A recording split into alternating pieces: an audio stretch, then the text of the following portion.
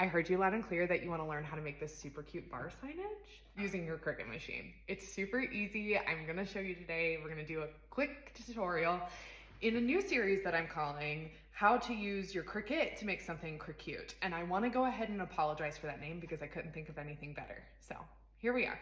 What you're going to need: a Cricut mat, some thin plexiglass sheets. The exact one that I used is linked on my Amazon storefront, a fine tip acrylic paint pen, and some painter's tape.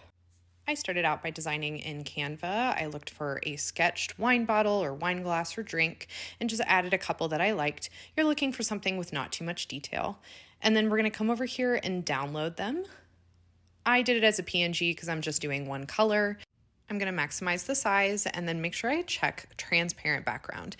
You don't have to design this in Canva. I just found this to be the easiest place to design in. Once it's downloaded, we're going to go ahead and open up a blank canvas over in Design Space. You don't have to have a pro account for this. We're going to add a square to our mat, unlock it, and make it the size of our acrylic sheet, which is 8 by 10. This is just going to serve as our guide, so make sure you go up to that basic cut, scroll down, and click on Guide.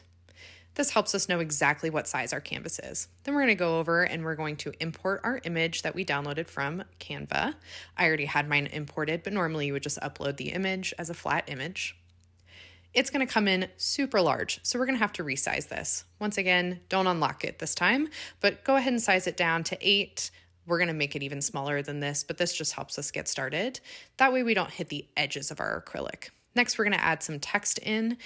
You're going to go over to pen feature rather than basic cut. I have some fonts already uploaded into my system, but you're just looking for a single line font. Single line fonts avoid kind of that outline you get. If it's not thick enough for you, you can always add an offset. Just make sure it's not too thick.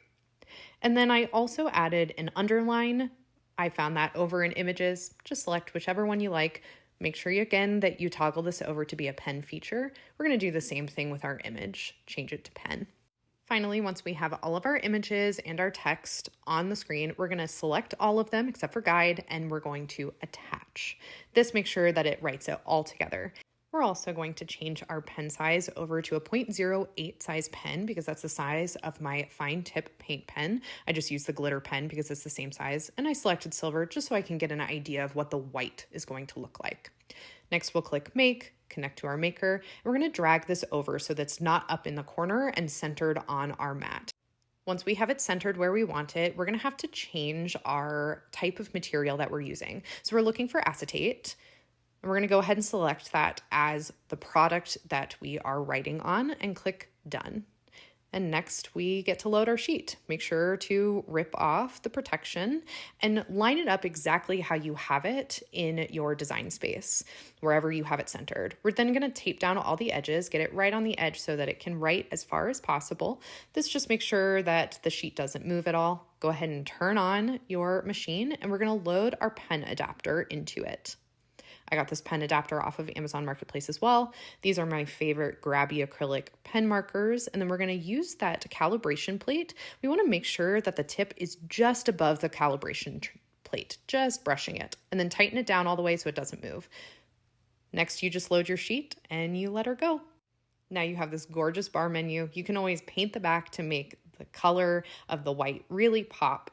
Happy crafting!